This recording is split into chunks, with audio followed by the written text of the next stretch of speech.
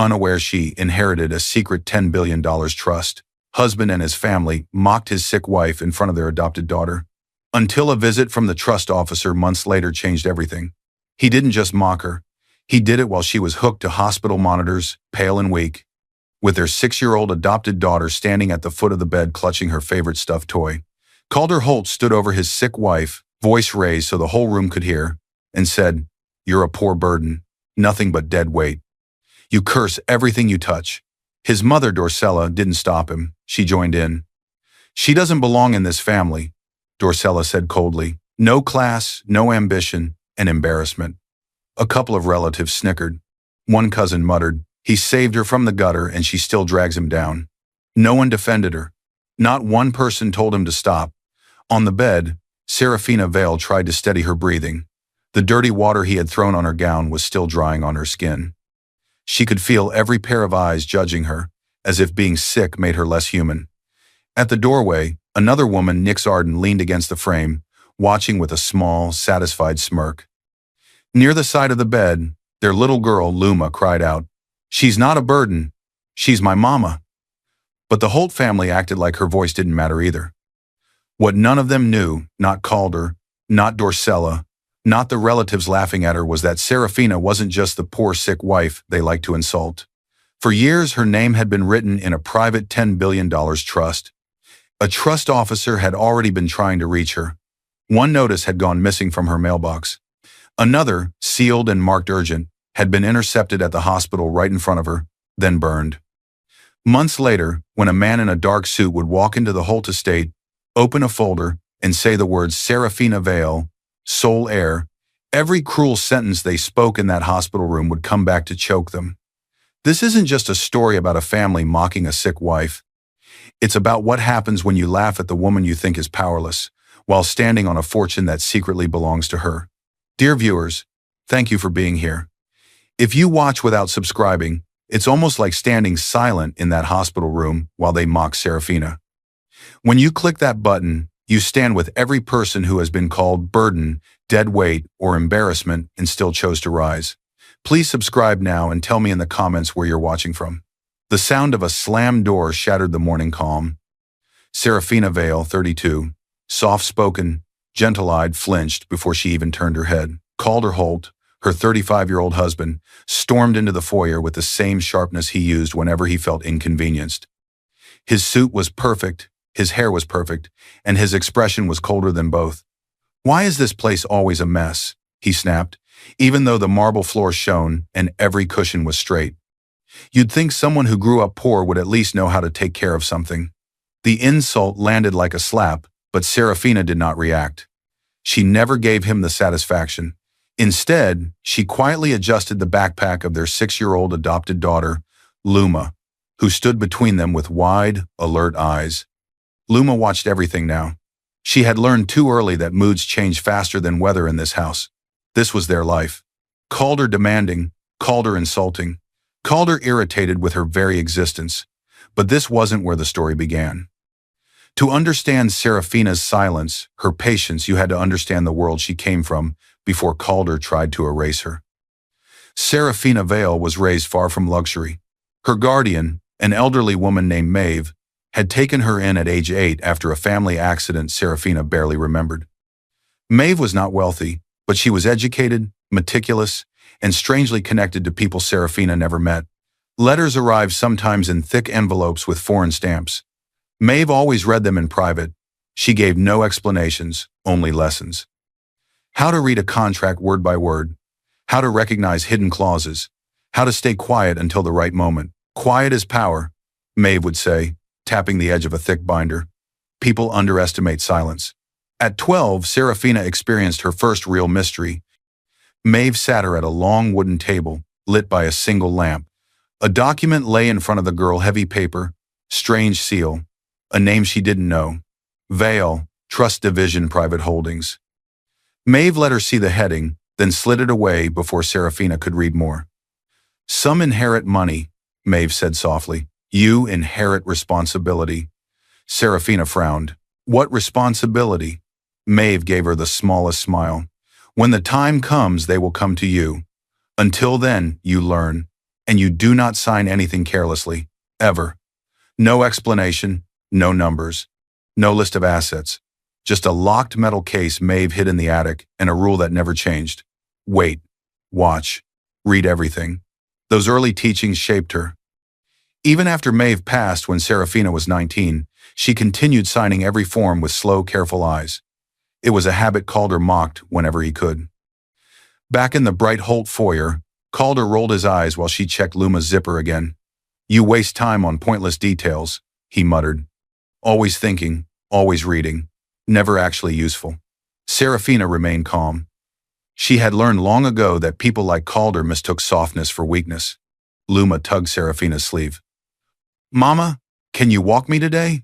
Before Serafina could answer, Calder cut in. No, she's slow. I'll take you. I don't have all day to wait for her. He turned to Serafina with a smirk. Skip the bread tonight. You're already looking heavier. Luma frowned. Dad. Calder ignored her. He always ignored her when he was insulting Serafina. Yet Serafina still held her peace, because while Calder believed she had nothing, no power, no wealth, no defense, he was wrong. Deeply wrong. The seeds of that truth lived quietly inside her past. After Calder left with Luma, Serafina walked to her small desk in the corner of the sitting room. Documents waited there, school forms, insurance letters, boring mail. Calder never handled himself. A few weeks earlier, one envelope had stood out from the rest thick cream paper, no company logo, her name written in precise black ink. She'd left it on the corner of the desk while she finished Luma's school forms. By evening it was gone. Calder said he hadn't seen it. She told herself she must have misplaced it and tried not to think about it. She sat now and began reading one of the ordinary letters with the same careful attention Maeve had drilled into her. As her eyes traced the lines, memories flickered, the long wooden table. Maeve's steady voice. Do not fear what people think of you, Maeve had said. One day they will change how they speak when they learn who you really are. Who am I? Young Serafina whispered. Maeve touched her cheek. Someone whose worth is already written. Hidden, but written. The flash faded. Present-day Serafina touched the edge of the document thoughtfully. Calder's comments didn't break her. She had survived harsher teachers than him. A photograph on her desk caught her eye. Maeve, standing beside a tall man in a dark suit. His face was half-shadowed, but the bold print on the document beneath the photo stood out clearly. Vale Trust Division Private Holdings. Serafina traced the old seal with her fingertip, the same symbol she had seen on Maeve's hidden papers. She never spoke of the trust, didn't understand its size, didn't know the rules. Maeve had said it wasn't time, and Serafina had obeyed. She placed the photo back and tucked a slim, sealed folder deeper into the drawer. It wasn't cowardice, just discipline. Wait. Watch. Do not reveal what is not necessary. Footsteps approached small, quick. Luma burst back in, cheeks flushed, breath short. Dad left his phone, she said. He told me to bring it. But, Mama? Serafina knelt. What is it, sweetheart? Luma looked at her with a strange, searching sadness. Mama, why do you flinch when people talk about money? Serafina froze. She opened her mouth to answer, but a vibration came from Calder's forgotten phone. The screen lit up on the console table. Message from Nix Arden. Did you tell her yet? Serafina's breath caught. The name meant nothing to her yet. The question did. Tell her what? Her eyes moved from the phone to the drawer with Maeve's seal and back again. A dull ache started under her ribs. She thought it was stress. It was the first quiet warning from the illness that would soon send her to the hospital. Some truths don't stay hidden forever, and some betrayals begin long before anyone names them. The pain hit her like a sudden knife under the ribs, sharp, fast, stealing her breath before she could steady herself. Serafina gripped the edge of the hospital bed as another wave of dizziness moved through her. Monitors beeped softly, not yet alarming, but her body felt loud inside her skin. Her vision blurred, then cleared. The nurse at her side spoke gently. Deep breaths, Mrs. Holt. In through your nose, out through your mouth, Serafina tried. She had lived with these episodes for years, chronic fatigue, sudden dizzy spells, a heart that sometimes raced without reason. Calder called it drama. Doctors called it an irregular rhythm and stress. Now the episodes were closer together. This time, the family doctor insisted on hospital tests. Calder Holt burst into the room with his usual force, pushing the door wider than necessary. His expression held irritation instead of concern. "What now?" he barked. "The nurse texted that you felt faint again. You always overreact." His dismissal cut through her more than the pain did. Luma, who had been coloring in a tiny notebook by the window, rushed to Serafina's side and climbed onto the chair, grabbing her mother's hand. "Mama, breathe slow," she said. "Like you taught me," Calder scoffed. "She teaches you to panic. She's always been dramatic." Before Serafina could respond, another figure stepped in. Dorcella Holt. Calder's mother moved like she owned the hospital. She removed her sunglasses as if the fluorescent lights offended her. "She looks heavier," Dorcella said loudly, examining Serafina like a broken item on a shelf. "Is that from lying around all day?" Serafina's cheeks warmed. She never liked attention. Humiliation felt worse in public. The nurse, standing by the monitor, stilled at the insult. Her eyes softened with sympathy, but she said nothing. She knew the Holt name. She also knew how quickly complaints from them could cost someone a job. Calder checked his watch, an expensive piece he'd bought shortly after he started taking late business meetings, with a consultant named Nick Sarden. Serafina knew the name now. She had quietly searched Calder's phone bill one night. "Nick's called often." "I don't have time for this," Calder muttered. "Doctors love drama." "Just handle it," Serafina swallowed. "Mama's not dramatic," Luma said suddenly, chin raised. Her small voice trembled, but her eyes were fierce. "She's hurting." Dorcella gave the child a thin, mocking smile. Children should stay out of adult matters. Serafina squeezed Luma's hand before the girl could reply. She didn't want Luma punished for defending her. The nurse stepped forward. "Mrs. Holt, your last EKG showed some irregular rhythm. We need to monitor you a bit longer. Any shortness of breath? Chest tightness?" Serafina opened her mouth to answer, but Calder spoke first. "She's always feeling something. She reads too much into every small ache." The nurse hesitated. Serafina lifted her hand slightly, signaling she would speak for herself. "I just need a moment," she whispered. "It comes and goes." The nurse nodded, adjusted a setting, and then a soft notification beep sounded from the station outside. She stepped into the hallway, then returned with a small stack of items, labs to sign, a plastic cup for urine tests, and one cream-colored envelope. "This came earlier this morning," the nurse said. "Registered mail, hand-delivered by a courier. It's marked urgent, addressed to Serafina Vale Holt." Serafina's chest tightened. The envelope carried a seal raised, formal, identical to the one she had seen in Maeve's old papers.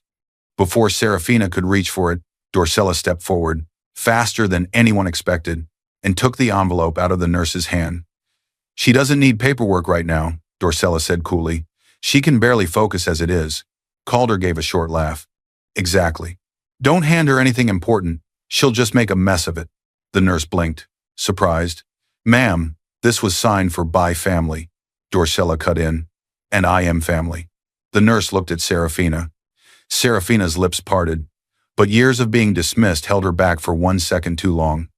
Dorcella slid the envelope into her handbag with a smooth, practiced motion. Serafina's pulse quickened. She had seen that seal before. Maeve once told her, "One day something sealed will arrive. Do not be afraid of it. Do not let anyone else speak for you." Now someone else had it. Luma, still holding her hand, leaned closer. "Mama, you look sad." Serafina forced a gentle smile. "I'm okay, little light." She wasn't. The nurse lingered beside the bed, clearly uncomfortable. Her eyes flicked once toward Dorcella's bag, then back to Serafina. I'll note in your chart that urgent mail was delivered," she said quietly. The words were careful, but there was meaning beneath them. A record, a trail. "Let us know if you need anything," she whispered before slipping out. Serafina watched her leave. As the door closed, she caught a glimpse of something on the corner of the envelope inside Dorcella's bag, a faint, unfamiliar symbol printed next to the seal.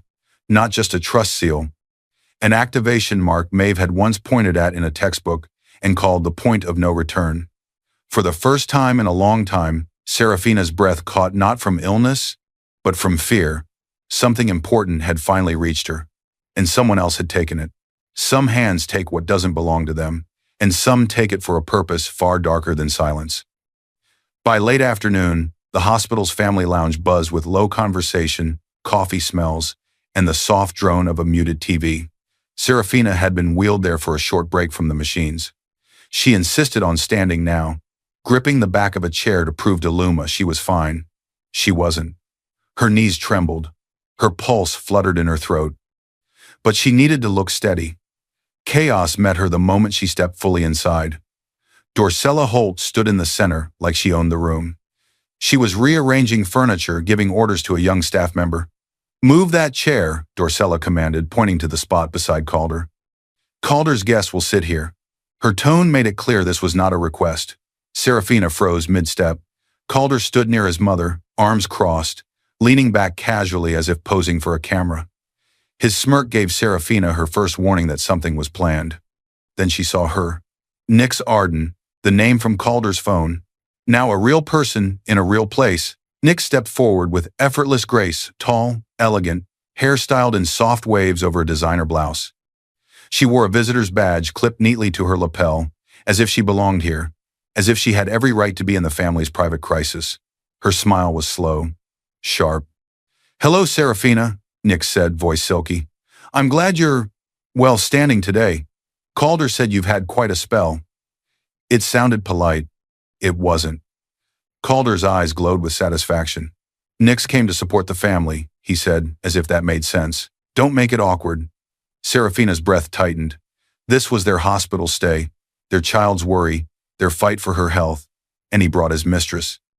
Dorcella gestured to the chair she had just moved to Calder's side. "Sit here, Nix," she said warmly. "This is Calder's place. Naturally, his guest should be next to him." Nix sat gracefully straight into the chair Serafina usually took when doctors gave updates. Serafina stood frozen in the doorway, one hand on Luma's shoulder. Heat rose up the back of her neck. This wasn't subtle betrayal. This was intentional replacement, performed publicly, designed to crush her. Nix crossed her legs slowly, letting her heel tap the floor. She looked Serafina up and down with a soft, satisfied smile. "For success, darling," Nix murmured, just loud enough. "Something you clearly don't understand." A wave of whispers rippled through the room. Calder's siblings, a couple of cousins, and two family friends watched with tense interest. No one defended Serafina. Silence, here, meant permission. Calder glanced at her, lips lifting in a mocking half-smile. "Don't embarrass me, just stand there, it's better for everyone." The insult sliced through the last pieces of dignity she had left from the morning, replacement humiliation, class shaming, erasure tactics. Every cruelty Maeve once warned her about was unfolding in real time. Serafina tried to inhale slowly, grounding herself like Maeve had taught her. Calm through pain, quiet through cruelty. Her chest ached from the effort. Beside her, Luma looked up with confused eyes. "Mama," she whispered, tugging Serafina's sleeve. "Why is she in your place?" Serafina swallowed hard. How did someone explain adultery and cruelty to a 6-year-old? She couldn't. Not yet. Nix leaned back in the stolen chair, hand resting lightly on Calder's arm. Calder turned toward her, talking softly, laughing in a way Serafina didn't recognize anymore. Serafina reached for another chair to steady herself. Dorcella saw and smirked. "Careful, dear. We wouldn't want you fainting. It's already dramatic enough having you in here." "I'm fine," Serafina said quietly. "Good," Calder replied. "The last thing we need is more drama from you." Luma's small hand slid into hers, gripping tight. "It's okay, little light," Serafina whispered, forcing her voice to stay steady. "Mama's here." Nix tilted her head. "For now," she murmured, eyes glittering. Serafina heard it. Everyone did. A couple of cousins looked away. A hospital security guard standing near the door shifted uncomfortably. He had seen Serafina earlier with Luma and the nurse. His jaw tightened. He said nothing. Calder turned to Nix, ignoring his wife. "You look great today," he said lightly. "I knew that color would suit you." He had never spoken to Serafina like that, not even when they first married. Nix reached forward, a little too bold, and adjusted the edge of Serafina's scarf at her neck. Her fingers brushed Serafina's collarbone, too intimate for a stranger, too cruel for a rival. Her smile sharpened. She leaned closer, breath warm and false against Serafina's ear. "You won't be here much longer," Nix whispered. The words struck like ice. Serafina stiffened. Luma gasped softly. Nix leaned back, expression smooth, as if she hadn't said anything at all. That's when Serafina noticed something else. Dorcella's handbag, resting on the small side table, was unzipped, just enough for a cream-colored corner of paper to show. The urgent envelope, the trust seal, still there for now. Sometimes enemies don't just replace you, they prepare to remove you long before you know it's happening. The shouting started before the consultation room door even shut. Calder Holt stormed inside first, jaw tight, footsteps sharp. Dorcella followed with controlled calm, like a queen entering a throne room. Nix Arden slipped in last, closing the door with a soft click that somehow felt louder than Calder's anger. Inside, Calder's siblings, Ronan and Marin Holt, sat at a rectangular table. They stood when Calder entered, more out of habit than respect. They didn't know the details yet. But they knew the Holt family didn't gather like this for good news. Dorcella placed a large folder on the table and opened it. Inside were photographs printed in glossy color. Serafina walking out of a pharmacy alone. Serafina speaking to a male nurse in a hallway. Serafina sitting in a waiting room, hand pressed to her forehead. All harmless on their own. All cropped, zoomed, and chosen to look suspicious. She's unstable, Dorcella said, tapping a finger on the pictures. Always has been. Look at her eyes. Ronan squinted. She looks tired. Marin nodded slowly. Stressed. Exactly, Dorcella said. Stressed women make dangerous choices. We cannot have someone like that representing our name. Nick stepped closer, her expression smooth. If Dorcella was the architect, Nix was the decorator of this cruelty. I pulled some numbers, Nick said, laying another sheet on the table. Small transfers, little purchases. She keeps misplacing funds. It suggests emotional instability, poor impulse control. The report looked official. It wasn't. Oris would later prove the file was falsified and edited on Nix's personal laptop, but today, in this room, no one checked. Calder didn't ask for proof. He didn't want truth. He wanted permission. I knew she was dead weight, Calder muttered, picking up a photo as if it contained evidence of betrayal. Always dragging us down. Always sick. Always. Slow. Nix's lips curved. Unstable wives can be. Inconvenient during divorce petitions. Judges like clear stories. Dorcella folded her hands, pleased. We need a narrative. She's fragile, depressed, unable to manage finances or a household. That will justify removing her from anything important: money, Luma, decisions. And if she ever gets some kind of inheritance, her eyes glinted, we position ourselves as protectors, for the child, for the estate. There it was, the lie. New but already polished. Serafina isn't dangerous, Marin said softly. She's quiet. Quiet people hide the most, Dorcella replied. You know that.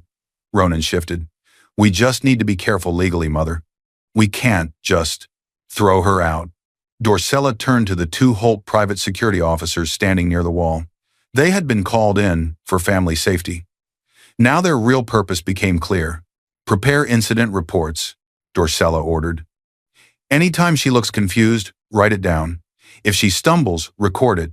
If she raises her voice, she's unstable. We are building a case. The words hit the room like a cold draft. Calder didn't flinch. Ronan and Marin exchanged uneasy looks but said nothing. Nix leaned on the table, confident. She won't fight, Nix said. She's too busy feigning and clutching her chest, and she has no money for lawyers. Dorcella smirked. And when the time comes, she'll have no one to defend her. Calder cracked his knuckles. Let's finish this. They lowered their voices, speaking about doctors they could suggest, therapists who might agree to write certain phrases, relatives who would gladly repeat the story, everything precise, everything cruel. Serafina had no idea any of this was happening, but someone did. One of the security officers, newer, younger, less hardened, shifted his weight. He had seen Serafina earlier when Luma hugged her. He had also seen Calder laughing with Nix. His stomach twisted, but silence, in this room, was safety. Dorcella closed the folder with a snap. It's settled, she said. We move quickly. I'll have the envelope taken care of tonight. No one needs to know it ever arrived. Nix pulled out her phone. She opened a message thread labeled housekeeper, private. She typed a single word, burn. Below it, she attached a photo of the cream-colored envelope with the trust seal. Her thumb hovered for a heartbeat, then tapped send. A slow smile spread across her face. Some fires destroy evidence, but some leave just enough ash to tell the truth. The next morning, the attack began before Serafina even realized the door had opened. She was back in her hospital room, pale from tests, back propped against pillows. Her hair was loosely braided the way Luma liked. The machines around her beeped in slow, steady rhythms. She had almost convinced herself she could endure a few more days like this. Then Dorcella Holt marched in, carrying a metal cleaning bucket. Behind her came Calder, his stride aggressive, his irritation already simmering. Nix slipped in last. The same designer bag hanging from her shoulder, the one she'd used the night before when she'd watched the housekeeper burn Serafina's envelope and stuffed the half-burned remains inside. She leaned against the wall, watching. Luma had just come back from the nurse's station with a cup of juice. She stopped in the doorway, small fingers tightening around the cup when she saw the bucket. Serafina frowned. "What are you doing with that?" Dorcella lifted the bucket with both hands. "If you're sick," she announced loudly, "then you should be purified." "Mother," Calder said with a twisted smile, "don't spill it on the floor. You know how she hates a mess." Serafina's heart sped up. "Put it down. This is a hospital." But she didn't get another word out. Calder stepped forward in one fast, angry motion. Before she could shield herself, he tilted the bucket and dumped the dirty, cold water over her chest and lap. The shock robbed her breath. The water was icy, seeping instantly through her thin gown, soaking the sheets. The harsh smell filled her nose. Drops splashed onto the floor and onto Luma's shoes. For one long second, the room went silent. Even the machine seemed to fade. Then gasps burst from the doorway. A nurse who had been walking past froze. A junior doctor stopped mid-step. No one expected that. Calder straightened, breathing hard, his expression twisted with disgust.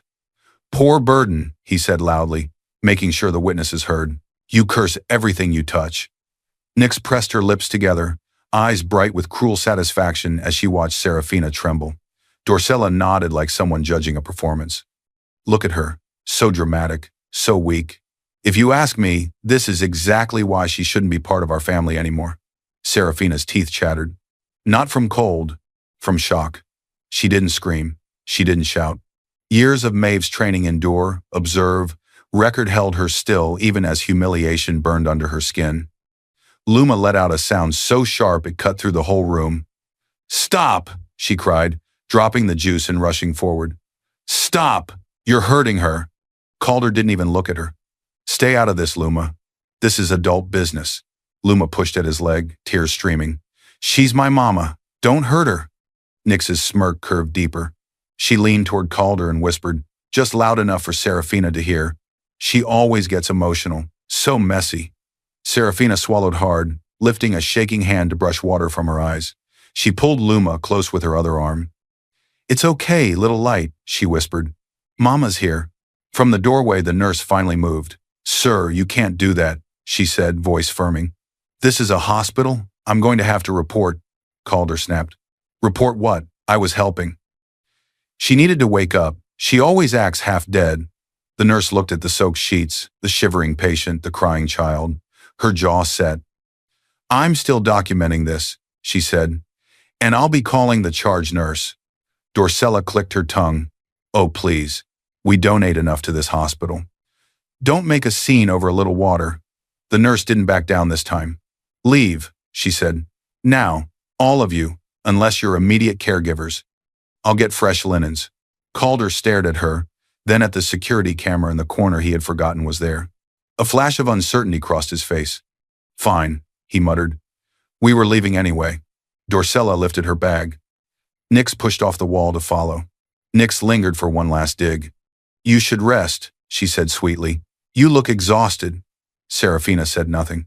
Nix turned toward the door, and something small fell from her bag as she moved. A tiny, charred fragment of cream-colored paper fluttered to the floor near the bed. Luma saw it first.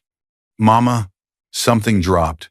When the room finally emptied of Holtz and the nurse stepped out to get dry linens, Serafina forced her aching body forward just enough to see the scrap. Her fingers trembled as she picked it up. Soot stained her skin. A single clear word cut through the burn marks. Trust. The same word on Maeve's documents. The same seal on the stolen envelope. Her breath hitched. This was no accident. Nix had carried burned pieces of her letter. This wasn't just cruelty anymore. It was proof. Some things burn easily, but some secrets survive the fire, waiting for the right person to uncover them. All right, here's the second half. Scene 610 rewritten, all dots connected, and then a breakdown of the logic gaps I fixed for these scenes. 2 days after the humiliation, the hospital discharged Serafina. The cardiologist adjusted her medication, wrote stress-related triggers in her file, and gently suggested counseling. The nurse who had witnessed the dirty water incident walked her to the elevator in silence. "If you feel unsafe at home," the nurse said softly, "there are people you can call. I documented what happened." Serafina nodded once. "Thank you." Calder hadn't come that morning. He'd sent a short text. "Work. We'll talk later."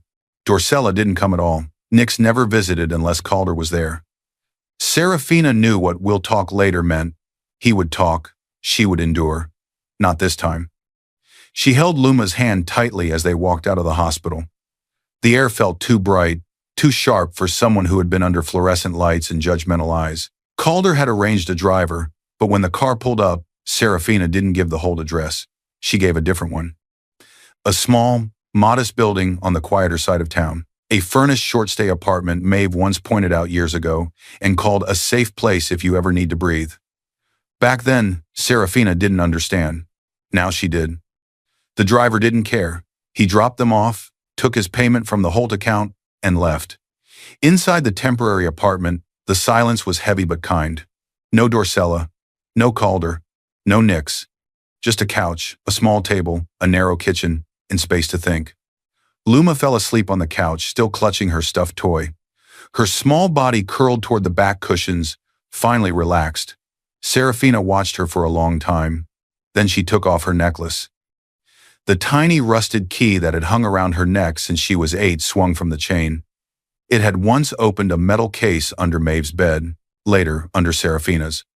After she married Calder, she moved the case to a safe deposit box so no one in the Holt house could touch it.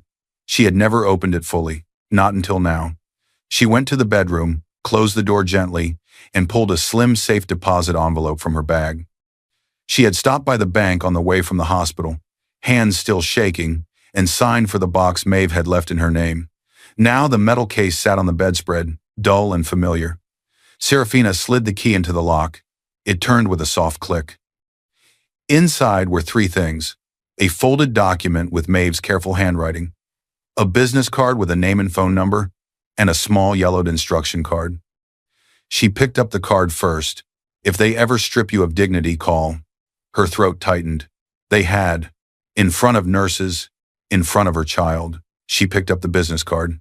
Malin Cross, attorney at law, small print at the bottom. Trust and estate protection. Confidential counsel. Serafina's fingers hovered over her phone screen for a heartbeat. Then she dialed. The line rang once, twice. Then a calm female voice answered. "This is Malin Cross." Serafina swallowed. "Malin, my name is Serafina Vale." "Maeve." "Yes," Malin interrupted gently. "I've been expecting your call. Maeve told me you might need help one day." Serafina froze. "She did?" "Maeve planned ahead," Malin said. "Where are you? Are you safe?" Serafina glanced toward the living room where Luma slept. "I'm in a temporary apartment, away from my husband, away from his family." "Good," Malin replied. "Text me your address. I'm coming over." "And Serafina?" "Yes." "Don't apologize for calling. This is exactly why Maeve hired me." Malin Cross arrived within hours. She was in her early 40s, sharp-featured, hair tied back simply, dressed in a dark suit that looked like it had seen more courtrooms than parties. She stepped into the apartment, took everything in with one quick sweep, and sat at the table. "I'm your legal counsel now," she said without small talk. "Nothing you say leaves this room without your permission. Start from the beginning, slowly." So Serafina did. She told her about Calder's constant insults, Dorcella's cruelty, Nix's presence at the hospital, the stolen envelope, the dirty water, the burned fragment with the word trust, Maeve's teachings, the symbol on the seal. She did not cry. She simply told the truth. Malin listened without interrupting, only asking a few precise questions. "When did you first see the sealed envelope? Who else saw it? What did the nurse do?" When Serafina finished, Malin leaned back. They've crossed several lines, she said. Not just moral ones, legal ones. She pulled out her phone and sent a short message. A quiet knock came at the door 40 minutes later. A man in his late 30s walked in square glasses, calm eyes, a worn leather notebook in hand. "This is Oris Pike," Malin said, former compliance auditor. "Now, he helps clients like you when someone has been creative with money and documents." Oris nodded politely. "I work quietly, but thoroughly." He sat, opened his notebook, and clicked his pen. "Did anyone intercept your mail recently?" he asked. Serafina stiffened. "Yes, at the hospital. Dorcella took a cream-colored envelope addressed to me. It had the same seal as Maeve's trust papers." "Describe the seal," Oris said. She did. Every line, every symbol, even the small activation mark in the corner. Oris's expression sharpened. "That's not a random logo. That's a registered trust insignia." "What does that mean?" Serafina asked. "It means," Oris replied slowly, "that someone interrupted an official trust communication. And if they burned it, as you suspect, that's destruction of legal correspondence, especially if the trust is large." "Large?" Serafina repeated. Malin's eyes were steady on her. "Maeve never told you the figures?" "No," Serafina whispered. "She just said I inherited responsibility." Malin opened her own folder and slid a single sheet across the table. "We suspected this might be connected to you for years," she said. "Maeve hired me to monitor the Vale Trust quietly and to act if anyone interfered with you. We sent a formal notice to your home address first. When it never reached you, the trust arranged a registered courier to the hospital." Serafina looked down. "Vale Dynasty Trust. Beneficiary file. Serafina Vale?" Her heart pounded. "She named me?" Serafina asked. "She built the entire structure around you," Malin corrected softly. "And your safety." Oris tapped the table lightly. "If Holtz intercepted that envelope, they didn't just insult you, they interfered with this." He pointed to the trust document. Malin nodded. "Which changes this from private family cruelty to something much larger. Fraud, obstruction," Oris added, "and possibly inheritance interference." Serafina stared at the sheet, at her name printed in bold. Calder had always told her she was nothing. The paper in front of her said otherwise. Oris closed his notebook. "We'll need a copy of that burned fragment. Hospital records, security footage, bank statements, phone logs. We'll move step by step." Malin's voice softened. "You don't have to fight alone anymore, Serafina. Maeve saw what you might face. She put people in place for this exact moment." Serafina exhaled slowly. Her silence wasn't empty anymore. It was loaded. With evidence. With names. With Maeve's plan finally waking up. Some crimes hide in ashes and bank lines, but ashes still carry fingerprints and numbers. Over the next several weeks, the apartment no longer felt like a refuge. It felt like a war room. The dining table was covered in files, printouts, and a small portable forensic lamp Oris had brought. Luma spent most of her time in the bedroom, drawing or watching cartoons with headphones on, checked on every hour by Malin between phone calls. Oris Pike stood over the table now, sleeves rolled up, hands steady. "This," he said, tapping a burned fragment under the lamp, "is where we start." The charred corner of paper glowed faintly under the light. The word trust still cut through the blackened edges. Serafina sat with her hands folded, eyes never leaving the fragment. The investigation did not explode. It advanced like a blade, silent, precise, and meant for cutting lies. A forensic document specialist Oris worked with joined them one afternoon, a quiet man with gloves and a small kit. "The fibers match high-security trust stationery," he said after examining the fragment. "Watermark confirms it belongs to a registered financial entity. This wasn't a personal letter, it was institutional." "And the seal?" Oris asked. "The imprint is partial but distinct. Combined with Miss Vale's description and the trust registry, it's enough to confirm origin." "The Vale Trust Division," Malin said. Serafina inhaled, not in fear this time, but with a sharp recognition. Maeve's warnings, the seal, the activation mark. Oris photographed everything and logged it. "This proves something was burned," he said, "and that it was never junk mail." Next came the numbers. With Malin's legal requests and a quiet nudge from the trust's own legal department, Oris obtained bank records. Not all at once, but piece by piece. He spread them out like a puzzle. These, he said, highlighting a line of transactions on his laptop, are your joint accounts. Serafina leaned closer. Calder had always accused her of spending too much whenever he wanted to shame her. Oris's cursor moved down a column. Except the bigger withdrawals and transfers, he pointed out. They don't go to you, they go here. He opened another file, a personal account in Nick Arden's name. Small transfers at first, a few hundred, then a few thousand. Then, after Serafina's illness worsened, five-figure sums. Calder told everyone he had to cover your medical bills, Malin said. In reality, he was bleeding the account into his mistress's pocket. A slow, cold understanding settled in Serafina's chest. They starved me, she said quietly, then told everyone I was irresponsible. Oris nodded. It's textbook financial abuse, and it gives them a motive to hide any money that might come to you from a trust, for example. Malin placed a printed copy of the audit Nix had presented in the Holt consultation room on the table. We obtained this through discovery, she said. Calder's lawyer thought it helped them. Oris connected his laptop, opened the digital version, and went straight to the metadata. There, he said, tapping the screen. Created on Nix's personal laptop. Not a company server, not a professional email domain. And see these edits? He scrolled through a log of changes. She built it from a template she downloaded somewhere, then altered numbers to make it look like you were draining funds. She even mislabeled one of Calder's transfers to herself as yours. Sloppy. Serafina gave a short, humorless exhale. Almost a laugh. She always said I had no business sense, she murmured. Projection, Malin replied. People like that assume others are as dishonest as they are. Malin's phone buzzed. She answered, listened, then ended the call. That was the hospital's legal department, she said. They've complied with our records request. We have incident notes, nursing statements, and security footage. She opened a folder and slid some pages toward Serafina, several short statements from nurses and a junior doctor. Patient's husband dumped dirty water on her. Mother-in-law belittled patient's condition. Child present and distressed. Attempted to intercept registered mail. Serafina's eyes moved over each line. They saw, she whispered. Yes, Malin said. And now it's not just a memory, it's documented. Oris opened a video file. Grainy footage appeared.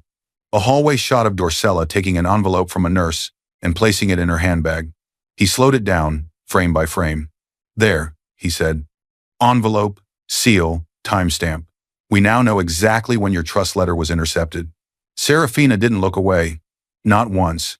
When the table was finally covered with proof-burned fragment, financial records, forged audit, statements, video, Oris leaned back. They thought burning one letter would erase its existence, he said. Malin added. In reality, destroying it creates a new problem for them. Intent. Serafina sat quietly for a moment. Then she said, I don't want this hidden. Malin looked up. What do you mean? I don't want this to be just paperwork in a file somewhere, Serafina replied. They humiliated me publicly. They called me weak. I want the truth to be just as visible as their cruelty was. Malin's gaze was steady. If we take this to court, there will be media interest. Calder is known in business circles. Nix has clients. Dorcella runs in certain social groups. They will fight back. Hard. They didn't ask my permission when they used me as a story, Serafina said. So I won't ask theirs to correct it. Oris's lips curved faintly. Respect. Malin nodded once. Then we move. She pulled out a fresh document and placed it gently in front of Serafina. Petition for dissolution of marriage. Serafina Vale Holt versus Calder Holt. This is step 1, Malin said. Divorce, custody petition, financial accounting, protective orders, and formal notice to the trust that their beneficiary is under direct attack. Serafina's hand trembled, but not from fear. From decision. She picked up the pen. Maeve's voice echoed in her memory. Quiet is power. Don't waste it on people who don't listen. Save it for when you speak in a room that matters. Serafina signed. A door that had been closing on her for years finally stopped, and another, much heavier one, started to open. Some storms roar, but the quiet ones, the ones armed with proof, tear entire empires down. A few months after the divorce petition was filed, the Holt estate decided to celebrate. Not publicly, of course. Dorsella would never risk a press photographer catching them dancing on scandal. But privately? Among people who benefited from Holt contracts and didn't ask questions? Yes. Glasses clinked. Laughter floated across polished marble floors. Someone turned music on low. It looked like a casual gathering, but the smugness in the air was thick. Dorsella stood at the center of the living room, pearls resting heavily at her throat. Calder sat beside her, one hand on Nix Arden's knee. Nix wore a silk robe, pale blue, the same robe Luma had once chosen for Serafina on Mother's Day. The one Dorsella had mocked as too plain for a Holt wife. Now it was on Nix like a stolen crown. To better days, Dorsella said, raising her glass. To removing chaos from this family, Calder smirked. And to finally having a woman beside me who understands ambition. Nix leaned forward and pressed a quick kiss to his cheek, her eyes gleaming. She never fit, Dorsella added loudly. She doesn't belong in our world. She never did. A few relatives chuckled, some out of habit, some out of fear of disagreeing. Near the doorway, a security guard stood with his hands clasped in front of him. He'd read the newest internal memo. If trust representatives or court officers arrive, notify immediately. Do not obstruct. He swallowed and kept his eyes on the main entrance. Then ding. The doorbell echoed through the room. Calder frowned. We're not expecting anyone else. Maybe the caterer, Dorsella said. Go check. The guard reached the door first and opened it. A tall man in a dark suit stood there, composed and formal. He carried a leather case in one hand and an ID badge clipped to his lapel. Good evening, the man said. My name is Alaric Venn. I'm the appointed trust officer for the Vale Dynasty Trust. I have formal notices to deliver to Mr. Calder Holt and Mrs. Dorsella Holt regarding ongoing investigations and property protections. The guard stiffened slightly. Ma'am, sir, you'll want to hear this. Calder stepped forward, irritation already rising. Who? Alaric repeated calmly. Alaric Venn, trust officer. Nix's hand tightened around her glass. Dorsella's smile froze. Guests turned, sensing a shift. Calder forced a laugh. You've got the wrong address. We don't need whatever you're selling. I'm not selling anything, Alaric replied. I am here because one of my beneficiaries has been deprived of critical trust communication while living in this house and under your authority. He opened his leather case and removed a folder, embossed with a seal. The same seal that had been on Maeve's documents. The same seal on the burned letter. The Vale Trust recognizes Serafina Vale as the named beneficiary, Alaric said clearly. We have activated breach protocols due to interference. The room fell silent. What did you just say? Dorsella whispered. Alaric looked directly at her. Serafina Vale, sole heir of the Vale Dynasty Trust. Current estimated valuation, approximately $10 billion in holdings and assets. Gasps rippled through the room. Nix stood up so fast her chair scraped the floor. That's no, you're joking. Calder's face drained of color. That's impossible. She's nobody. Alaric's expression remained neutral. She is not nobody to us. And legally, she is not nobody to you either. He pulled out another document. We have obtained security footage of an intercepted trust letter inside the hospital where Mrs. Vale was treated. We have witness statements. We have forensic confirmation that the letter was burned after leaving our custody. His gaze shifted from Calder to Dorsella. And we have detailed financial records showing repeated transfers from the marital account to Miss Nix Arden's personal accounts during the same period. Nix's hands shook. Calder lunged toward the documents. Let me see that. Alaric pulled them back. You will see all of this through your counsel. Tonight, my duty is to formally notify you of 3 things. He held up one finger. First, Serafina Vale is our sole heir. Any attempt to pressure her into signing documents related to her inheritance, marital property, or child custody will be treated as coercion and challenged with our full legal resources. Second finger. Second, we have supported her attorney in filing for divorce, custody, and protective orders.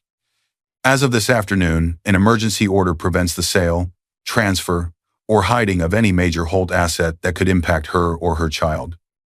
That includes this home. Calder's voice cracked. This is my house. Alaric's eyes didn't move. Legally, this house is marital property tied to your name and hers, he said. The court has temporarily frozen your ability to make unilateral decisions about it. You may live here for now, but you may not evict, threaten, or financially sabotage the protected party. A small chime sounded from the hallway. Everyone turned. The security guard glanced at the screen of the estate's home control panel mounted on the wall. "Sir," the guard said carefully, "we just got a remote update from the alarm company. They've implemented the court's temporary restrictions. You no longer have authority to change security codes, guest lists, or access permissions without court approval. It's locked until the hearing." Calder stared at him. "What?" Nix whispered. "You said she had nothing." Dorcella's hand shook, glass rattling against the crystal stem. "You can't do this to us. She was never one of us. She doesn't deserve this kind of protection." Alaric closed his folder calmly. "She didn't ask for protection," he said. "Maeve did. Years ago. She built an entire system to make sure that if anyone tried to strip Serafina of dignity or inheritance, they would find themselves standing exactly where you are right now." Several guests quietly set their glasses down. The room didn't feel like a celebration anymore. It felt like a courtroom without robes. Calder's face twisted. "You think you can destroy my life? You destroyed your own life when you decided humiliation and fraud were easier than honesty." Alaric replied, tone still mild. "We are simply making sure the person you targeted has the resources to stand up." The security guard looked from Calder to Dorcella, then to Nix. For the first time, his sympathy shifted clearly in one direction, not theirs. Alaric nodded once to the guard. "Thank you for allowing me to deliver formal notice." Then he turned to leave. At the doorway, he paused. "One more thing," he added without turning back. "The trust prefers to work quietly, but if necessary, we can work very publicly. I suggest you cooperate with the court." The front door closed behind him. The music was still playing. No one listened to it anymore. Calder suddenly understood. Serafina hadn't been removed from his world. He had just been shown he was never really in hers. The house wasn't the only thing slipping from Calder's fingers. Next, it would be his name, his child, and the story he told about himself. The courthouse hallway smelled like old paper and coffee. Still, when Serafina Vale stepped through the heavy doors into the family courtroom, the air felt cleaner than any room she'd been in for years. Reporters waited near the back, kept at a distance by security. A few whispered as she passed, glancing at printed headlines about the Vale Trust and the Holt scandal. Serafina walked with calm, steady steps. No diamonds, no dramatic outfit, just a simple dress, neat hair, and quiet composure. Beside her, Malin carried a slim case. Oris sat in the second row behind them. Luma, too young to sit through the full hearing, waited in a supervised room down the hall with a court child specialist. She would be brought in briefly, then taken back out. Across the room, the Holt family sat on one side of the aisle. Calder's jaw twitched. Dorcella's lips were pressed so tightly together they had turned white. Nix, out on bail and under investigation because of the falsified audit, stared straight ahead with hollow eyes. The judge entered. "All rise." Everyone stood. "Be seated." The room settled. "Case: Serafina Vale Holt versus Calder Holt," the clerk announced. "Divorce proceedings, custody determination, and motions regarding protective orders and allegations of fraud." Malin rose first.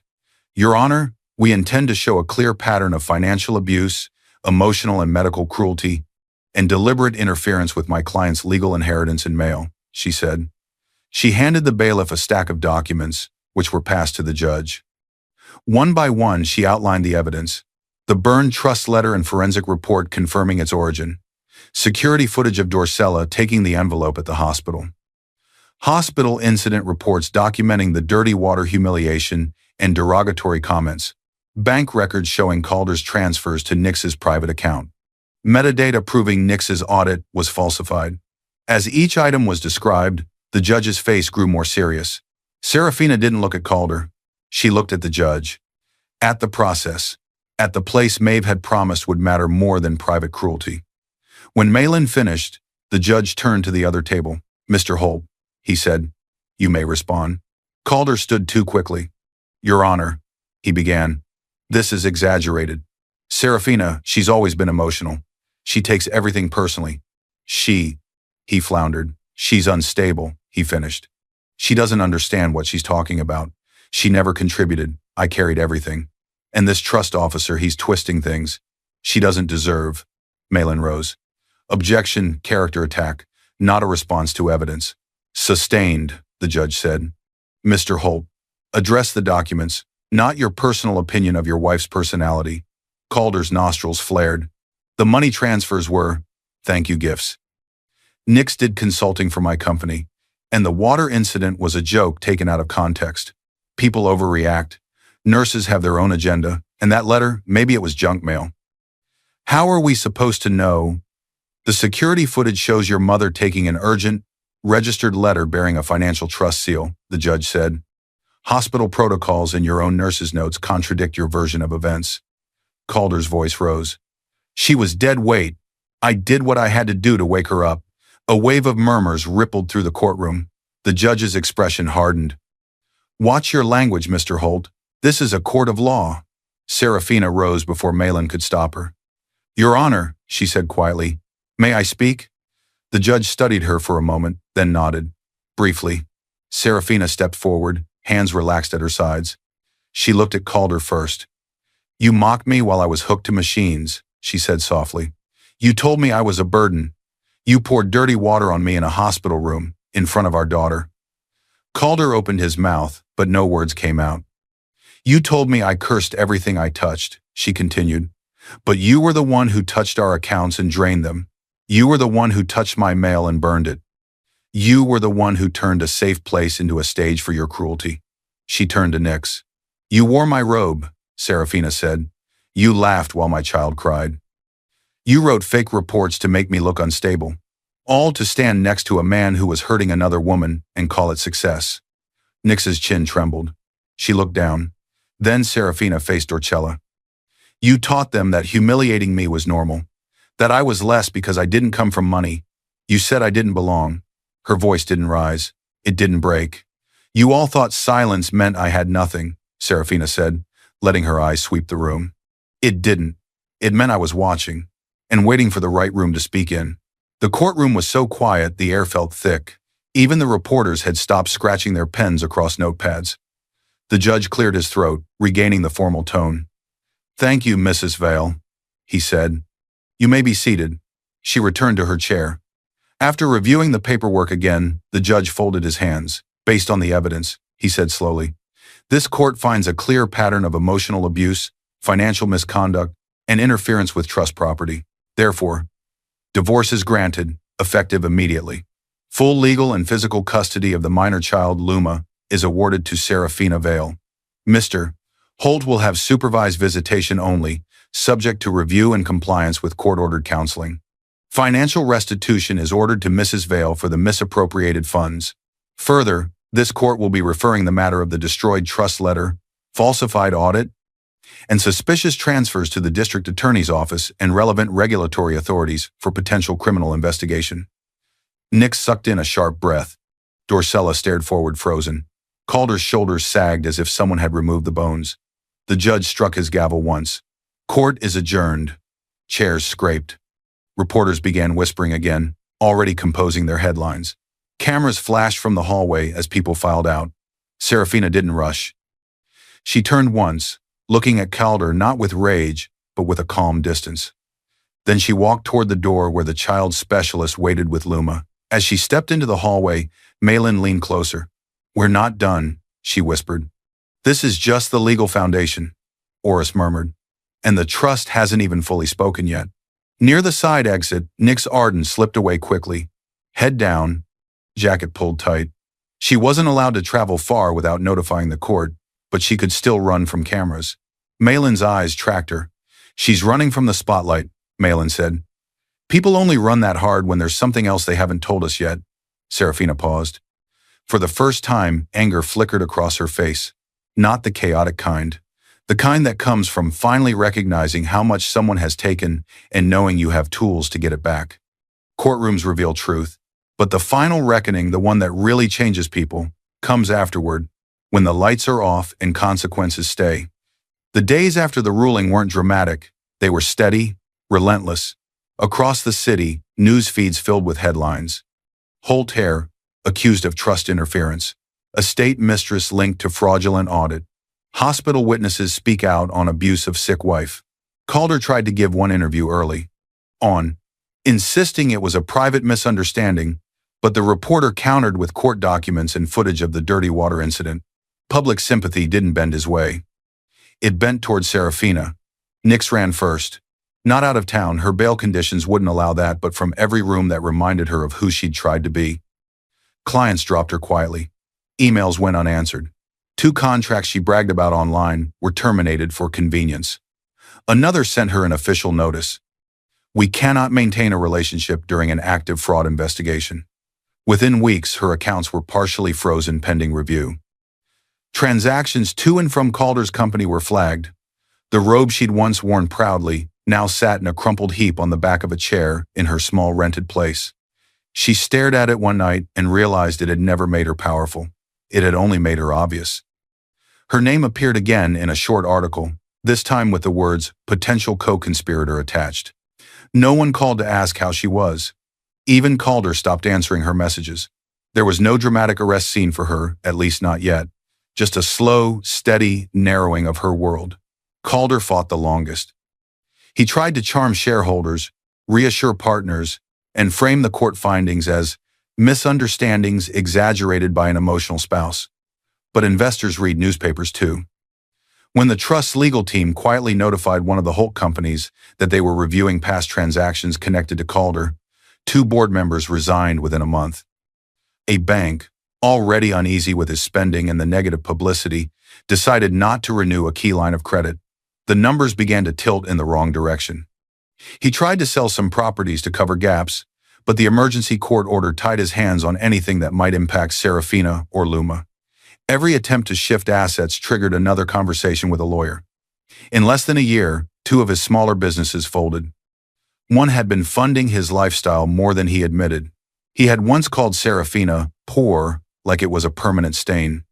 Now he sat in a quiet apartment with bare walls, sorting through legal bills he could barely pay. No cameras came to that room. No one applauded. Dorcella tried to salvage status through control. She attended luncheons, forced smiles, and said things like, "The court misunderstood, and my son married the wrong kind of woman." But the other women at the table had also seen the footage. They'd read about the envelope. They had daughters and granddaughters of their own. Invitations slowed, then stopped. Some women she once looked down on crossed the street rather than greet her in public. Within the family, blame moved like a restless shadow. Calder blamed her for intercepting the letter. Nix blamed her for dragging her into the trust mess. Cousins avoided Holt gatherings. The woman who had once orchestrated every cruel scene now found herself alone in a house that felt too large, too empty, and thanks to court restrictions no longer truly hers to command. Pride kept her from apologizing. Loneliness didn't. But by then, no one was listening. Far from the Holt estate, in a calm office lined with windows and quiet plants, Serafina sat at a polished oak table. Trust officer Alaric Venn sat across from her with a final stack of documents. Malin stood nearby, arms folded loosely, a small, rare smile on her face. Oris had joined by video call from his office, mostly to hear the conclusion to the story he'd helped unwind. "Miss Vale," Alaric said, "these papers finalize your full control of the Vale Dynasty Trust. All protective clauses are active. You have the power to direct investments, create charitable branches, and designate future beneficiaries." He paused. "This trust was designed not just to make you wealthy," he added, "but to keep you safe from exactly what you just lived through." Serafina glanced at the documents. Numbers still felt heavy on the page, but they didn't scare her. Maeve's training made sure of that. On the edge of the table sat a small drawing Luma had made while waiting 2 stick figures holding hands under a bright yellow sun. Above them, in wobbly letters, Luma had written, "Me and Mama, safe." Serafina's chest tightened. Not with pain this time, with gratitude. She lifted the pen, signed Serafina Vale on the main line. Then, on the copy where her name still included Holt for current legal records, she drew a neat line through it. Alaric nodded once. "It's done." Malin exhaled. "Welcome to a life you control." A second later, the door burst open. "Mama!" Luma ran inside, the child specialist trailing behind with an amused smile. Serafina opened her arms and lifted her, spinning just once, careful of her heart but free in her motion. "Did you win?" Luma asked, eyes wide. Serafina smiled. "We didn't just win, little light. We walked away." Luma giggled and hugged her neck. Are we safe now? Serafina looked into her daughter's eyes. We are safer than we have ever been, she said. And if anyone tries to hurt us again, we won't be silent. Luma nodded seriously, then leaned her head against Serafina's shoulder. Alaric stepped back to give them space. Malin turned toward the window, watching the city moving below. What will you do first? She asked. Serafina thought for a moment. Rest, she said. Then I want to make sure other women like me quiet, called burden, called weak, know they're not alone. Maybe a foundation, legal help, medical support, something that turns all of this into more than just my story. Oris's voice crackled through the speaker. That would be a very efficient use of $10 billion. They all laughed softly. Serafina walked to the window with Luma on her hip. The sun was low but bright, painting the glass in warm light. They tried to erase me, she murmured, more to herself than to anyone else. They forgot I owned the ending, Luma pointed out at the view. It looks like a new story, Mama. Serafina kissed her temple. It is, she said. Behind them, the folder with the trust documents lay closed. The chapter of humiliation was over. I hope you enjoyed watching it as much as I enjoyed creating it. Like, share, and comment on the lessons you've learned. Let me know where you're watching from in the comments below. See you in my next video.